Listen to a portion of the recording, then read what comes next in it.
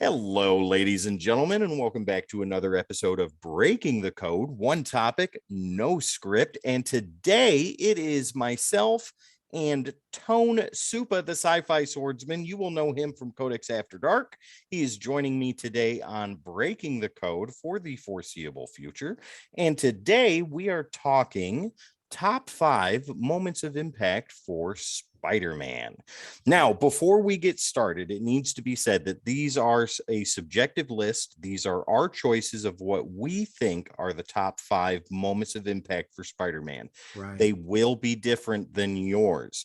If that's the case, go ahead and let us know in the comments section below how you feel about it, what you think the top 5 should be, whether we got it right or whether we got it wrong. It doesn't matter. Let us know what you think should be in that list. And with that being said, Tone, why don't you go ahead and start us off with your number 5? Well, I will start us off. Now, to couch everything I'm about to say, Peter has a long history, and there are a lot of impactful moments in Peter's life. And just me pulling this list together really made me stop and think, what would be most impactful? And I believe any true legacy fan of Spider-Man was going to, the top 5 are going to round out almost the same. Now, Tim may prove me wrong, but I would challenge. I'm going to challenge those things. And it forced me to separate what were the most impactful for Peter between what are my favorite, because those are different things, right? That's very true. Yeah. I had to do the same thing too. I had to really think about what I was going to put on this list. And so with that, I will go with my number 5, right? Now, all of these could be shifted a little bit. So these are all in the top 5. I'm going to put this at the bottom, and it's Amazing Spider-Man number 33. Peter Parker buried under the rubble. Right. Ooh, okay. And, so why is that your number 5? That's my number 5. There's several need to say it's 5. So there are 4 more that are more impactful that in my mind. But that number 5 is because this is the moment where Peter, as you keep in mind, when Spider-Man was created, he was a teenager. He was young. And the Tom Hardy Spider-Man channeled this moment in the original Spider-Man Homecoming movie. It was when Tom Holland was buried, Spider-Man was buried under the rubble. Yep. It's a throwback to Amazing Spider-Man number 33, where that happens. In that book, it's not, in the movie, it was the Vulture who drops everything on him, the building on, but in the comic, Amazing Spider-Man 33, it was Doc Ock who did it. And Peter is trying to get a serum to save Aunt May's life. Doc Ock buries him under rubble.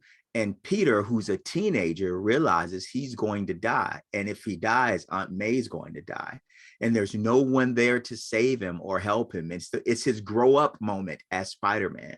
And it's the moment where the teenager is under the rubble with no one to count on, being pushed far beyond his physical capabilities, realizes he has no choice but to do it, or he dies and the people he loves dies.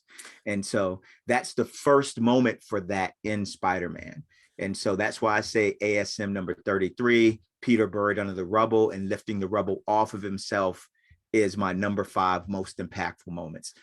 What a choice, Tone. I know the issue you're talking about, but I don't think that I've ever read it. If I remember right, it's him sitting there in the water and all of that stuff is all around him. And doesn't it say something like the final chapter or something like that on the cover? Yeah. Now I was turning around for a second here. I have the issue, those particle board plaques that they put out a while ago. Yeah. I have the one where he's standing there and all the water's pouring on him in the sewers, but that's a different issue. That's not the same one, but it just reminded me of that. So dude, that's cool. ASM number 33, guys, in the edited version here on YouTube, you'll see that right in the center. That is an amazing pick. Oh, thank you. For number 5. Well, let me go ahead and give you my number 5 if you don't mind. What you got? So for my number 5 top moments of impact for Spider-Man, I'm going to start it off with Civil War. Oh, okay. So in Civil War, guys, in the comics at least, that is when Peter Parker, who was an adult, he was married, still was down on his luck, had his Aunt May, could barely hold a job down, going to college, etc., decided to not side with Captain America, but Mhm. sided with Tony Stark, Iron Man, during Civil War, and took that moment of opportunity to reveal his identity to the world. Yes. That was something that nobody saw coming because Peter was so guarded about his secrecy and his identity and protecting Mary Jane and Aunt May, and even, with other people in his life, Betty Brant, Gwen Stacy, Captain Stacy, et cetera, et cetera. But that moment right there was hugely impactful in the Yes. world of Marvel and definitely in the world of Peter Parker. Absolutely. Yeah. 100%. You have to understand now I have an extended list that makes my extended list. I'll talk about that later. But Peter learned early on, which we'll talk about as we go forward with some of our picks, that he has protected Spider-Man identity, right? For not just for him, but for the safety of his loved ones. It's Yeah. wound into Peter's story. So for Peter to unmask at a press conference in front of the world and reveal he's Spider-Man, mind-blowing moment. That was huge. I remember, what was it? Civil War #2 or #3? I think it was #2. I'm not sure. I would have to go back and Yeah, look. I'm confident it's #2, but if I'm wrong, let me know down below. But just reading that, my expression was the same as J. Jonah Jameson's. If you talk right now, you will be fired. I need to hear this. JJ immediately. Somebody call my lawyer. Yeah, right.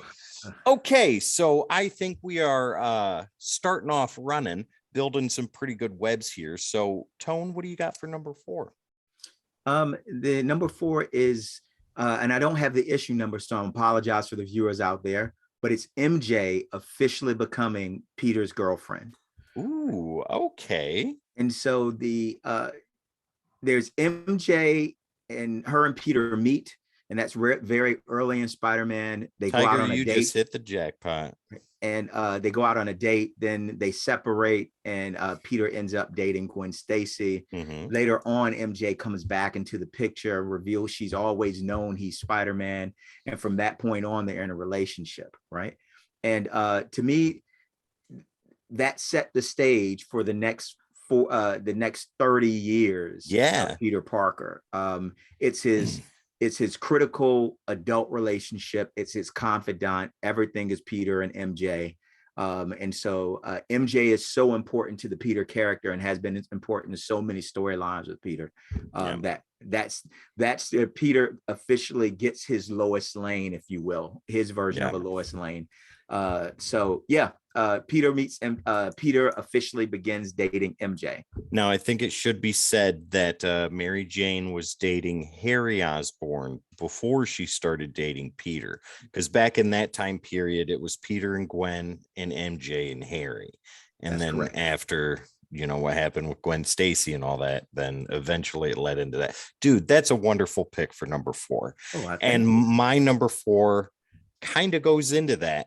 So my #4 pick is the marriage of Peter Parker and Mary Jane. I can see that. That is Amazing Spider-Man Annual #21, I believe. And what an event, because this was the character that was supposed to stay single forever, I guess. But he was the everyman, he was not supposed to get the top soap opera star of the 80s and supermodel girlfriend. No, he wasn't supposed to do that. That's not what happens to guys like him, but it did.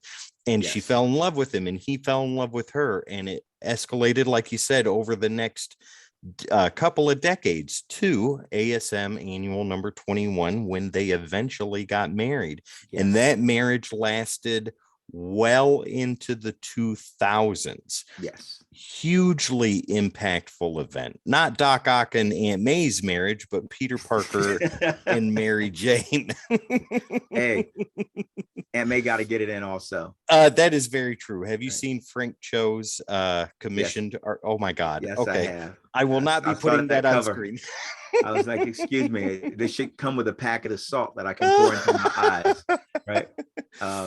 Okay. That's a great pick. Great pick. Thanks. Tone, what do you got for #3? My #3 is the death of Norman Osborn. Ooh, okay.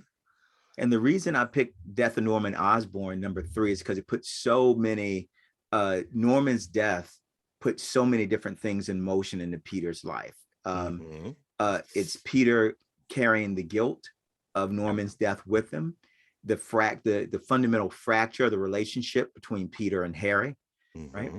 And it sets the stage for Harry's degeneration going forward, trying to chase the specter of what was his father. Yeah.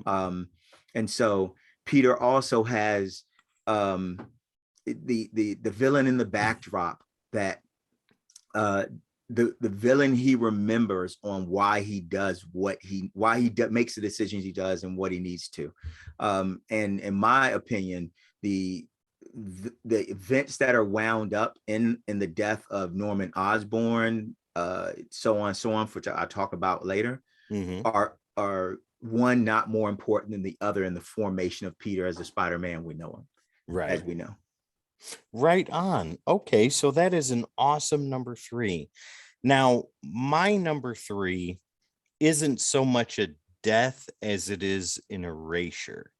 And my number 3 is One More Day. Gotcha.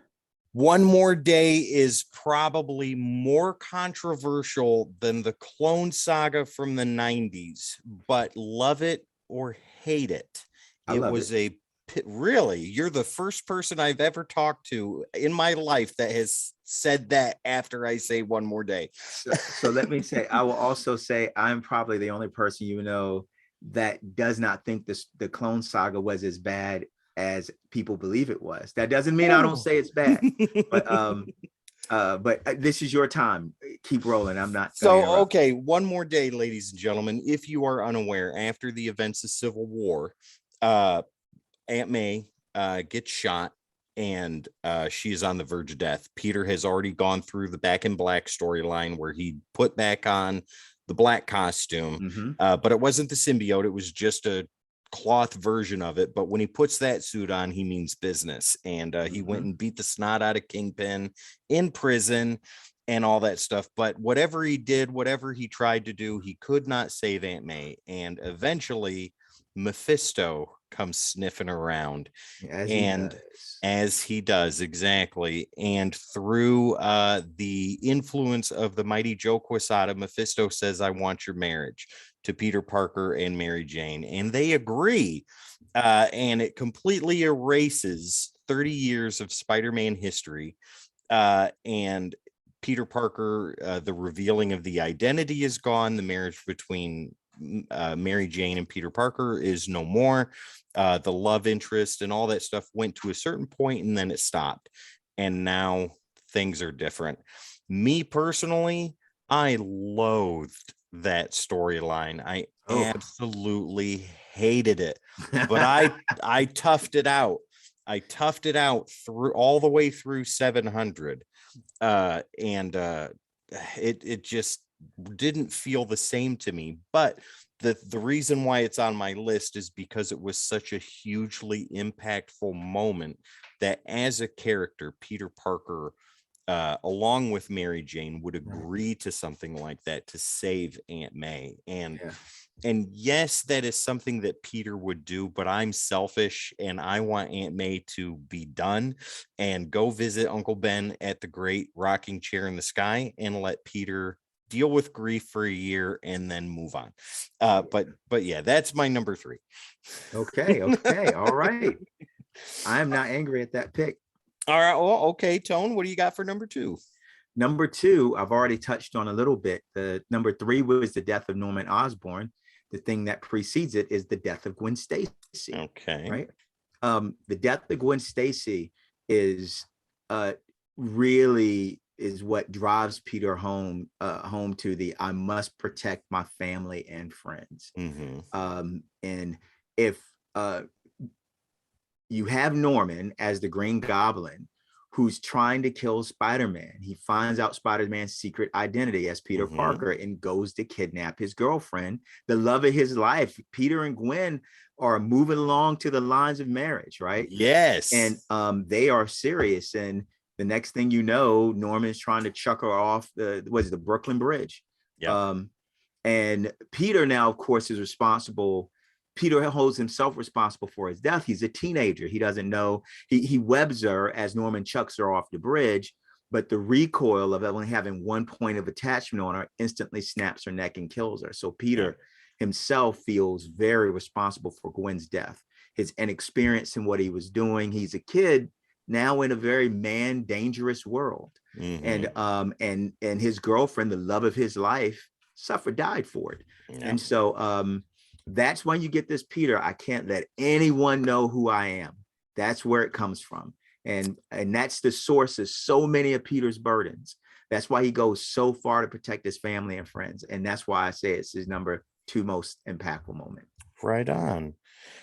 Okay, Tone, that is an excellent choice. But my number 2 goes starts the events of something a little bit darker, and that would be the introduction of the black suit. Yes. So in Secret Wars, Marvel Superhero Secret Wars number 8, Spider-Man's suit is completely destroyed, and they have this room where all the heroes are at, and there's this energy weapon that gives them basically whatever they need, like Captain America's shield gets repaired, etc., etc. Are you showing us Secret Wars? Yep. There it is, right there. But Spider-Man goes in there and he's like, okay, how do I use this? What does this contraption do? Yep, there it is, right there. Top right, second one over. Yeah, right in between the first appearance of Cable and whatever that is all the way in the corner. Oh, yeah. Yeah, so as he's trying to use this machine, the goo that is the symbiote comes down instead and covers him and turns into the black Spider-Man suit that we all know and recognize that is now worn by Venom. That is where all of it started. That is a hugely impactful moment in the life of Spider-Man, not only because the storyline that takes place after he gets that symbiote suit and what it does to him and his personality, but that brings us to Eddie Brock, who becomes Venom and in turn creates Carnage too. So that is an immensely impactful moment in the life of Spider-Man. Yes, it is. Absolutely. All right, Tone, before we get to our respective number 1s, why don't you do me a favor and run through your 5 to 2s real quick, and then give us the big reveal on what your number 1 moment for impacts of Spider-Man's life is. Okay, let's recap. My number 5 was Spider-Man being buried alive under rubble in Amazing Spider-Man number 33. That's the moment of the creation of the teenager realizing if he's going to be a hero, he has to do it on his own, and he has to push himself beyond his limits for the people he loves. All right. Number 4 is MJ officially becoming Peter's girlfriend. That starts the romance of a lifetime for Peter Parker, a defining character for Peter, who's just as much a part of the Amazing Spider-Man story and saga as Peter is. Number 3, the death of Norman Osborn, right? Number 2, the death of Gwen Stacy. And if you see where I'm going, then you probably already know where my number 1 is. The death that started it all, Uncle Ben.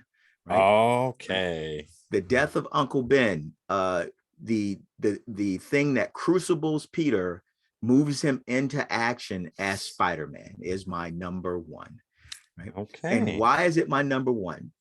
You have a superpowered teenager who's looking at using this power for selfish means, does not stop a criminal, even though he has the complete power to, with his uncle telling him with great power comes great responsibility. And then later that uncle being killed by that same criminal that Peter let go. Right. The Uncle Ben is Peter's father figure. Uncle Ben raised him. To lose him and to see the impact of losing him on his aunt and his grief, realizing what his uncle's words mean, with great power comes great responsibility. Peter has to live with the fact if he had just used a fraction of his power, his uncle would still be alive today. His father figure would still be alive today. And that's why I think it is the number 1 most impactful moment of Peter's life. Spider-Man was not really created at the moment Peter Parker was bitten by the radioactive spider. The hero Spider-Man, Hmm. was created the moment of Uncle Ben's death. Right on, dude. That is the perfect way to put that. Now, let me go ahead and rattle off my 5 to 2s, and then I will reveal my number one. Okay. So, number 5 would be Civil War. Number 4 would be the marriage of Peter Parker and Mary Jane Watson. Number 3 is One More Day. Number 2 is the black suit. Okay. And my number one moment of impact for Spider-Man just so happened to be on your list, Tone. Okay. It would be the death of Gwen Stacy. Gotcha. So I didn't, just for me personally, I didn't want to choose the death of Uncle Ben because uh, that is the most impactful moment in Spider-Man's history. But I think an event that was equally, if not maybe more so, impactful than the death of Uncle Ben is the death of Gwen Stacy, because like you had talked about just before, where these two were the love of each other's lives and they were on the fast track to marriage and the readers knew it. Everybody wanted this to happen. Everybody wanted to see this take place and everybody wanted it to work out, and it was. And the writers were doing really well. The stories with Gwen Stacy were very good. She was not a damsel in distress. She was a very strong, independent woman in this world of superheroes. And Peter looked to her for comfort, for guidance, and even for chastising from time to time when he was doing things that he shouldn't have been doing. But that's how it's supposed to work in a partnership and in an eventual marriage. And they're supposed to be your best friend. And that's what these two were. And then when Norman Osborn figured out who Peter Parker was and nabbed Gwen Stacy and took her to the top of the Brooklyn Bridge, and just like in the movie, you know, in the Tobey Maguire Spider-Man, now choose. He had to choose, and he did, and he went after Gwen Stacy. And like you said, once he hit her with the webs and pulled up on her, there wasn't enough support, and her neck snapped, and she was gone. And that, I think, hurt him as much as it did when Uncle Ben died, because where with Uncle Ben he could have prevented it with the powers that he had, one iota could have stopped it and Uncle Ben would have been left alive. On the opposite side, it was his powers, according to him, according to Peter, you know, it was his powers and the things that made him Spider-Man that killed her, you know, and that lives with him even to this day. And it's ever impactful on the life of Spider-Man. Yeah. All I right. totally agree with that. That's absolutely a great way to position that, to state that, Tim. Right on. And can't say it enough. The death of Gwen Stacy just reverberates through Peter's life even till today. And what's amazing is that MJ as a character understands what the death of Gwen did to Peter. In Spider-Man Blue, have you read Spider-Man Blue? No, I haven't. Okay, so like in Spider-Man Blue, basically what that is like a 5-issue love letter from Peter to Gwen, and he's sneaking off and hitting the tape recorder, and he's recording these notes that, you know, he's saying to her. Gwen's been dead for years at this point. Well, Mary Jane finds him, and she doesn't get mad. She doesn't get upset because Peter's saying, you know, how much I loved her, or, you know, I loved you so much and I miss you every day. And Mary Jane is this and she's perfect. She's everything, but she's not you, you know. But Mary Jane didn't get upset. She didn't, I mean, she may have been sad, but like you just said, she understands how much Gwen meant to Peter because Gwen and Mary Jane were best friends too. So, well, you really stop there, just really quick. They say this is where Spider-Man has always been a character that's been the average everyday guy. And this Mhm. sets the tone for Marvel Comics, where the hero loses. If you look at that story, Yeah. he loses, his love, he loses the father of his best friend, leading to the loss of his best friend, right? It's Yep. all wrapped up in pain. And that Yeah. pain resonated with millions of us comic fans. Oh Tim, yeah. just in interest of time, do I have a moment just to rattle off the next couple? Because you hit a couple of them already.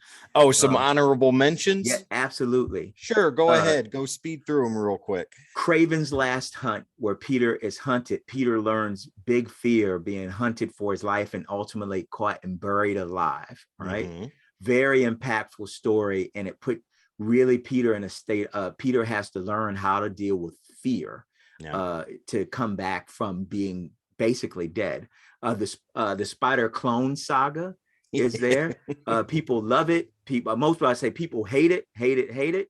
I thought it was ballsy. It was new. The introducing Ben Riley in a whole new structure that the Spider-Man mythos wants to do away with, but occasionally farms for material still there. Yeah. The revealing of the identity in Secret War is here. The Secret Wars, the introduction of the symbiote is here. And then the last one, which came in a more modern time, the introduction of Ezekiel in Moreland, Yeah. right?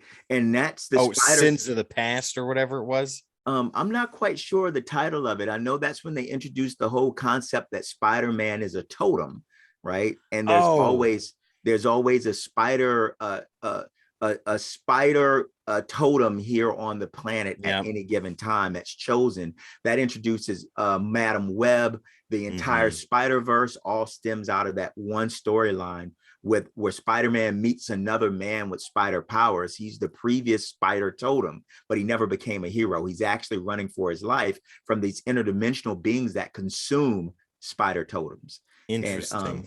and so that all gave rise to the Spider-Verse as you know it today when you see the movie. And so that's why I feel it's very impactful.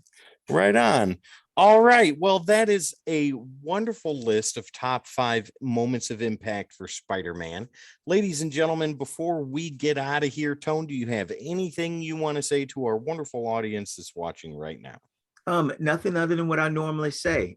Thank you for being out there. Thank you for choosing to be a part of our family, our clan, our community. Right at the here at the Kodak Station, we love comics, we love heroes, and you are a hero. That's right. And guys, don't forget we are on all the socials, Facebook, Instagram, Twitter, right here on Twitch, over on YouTube, on TikTok, and on our wonderful Discord, where you can join that community, join that clan, join that family. All you got to do is type in the Codex Station, and that is where you will find us. We are also on all podcast streaming platforms, so you can search for us there. And all you have to do is type in the Codex Station, and you can listen to our wonderful voices anytime you want to. Once Yeah. again, once again, guys, my name is Tim. This wonderful guy over here on either side of me is Tone Supa, the Sci-Fi Swordsman. This is Breaking the Code, and we will see you next time.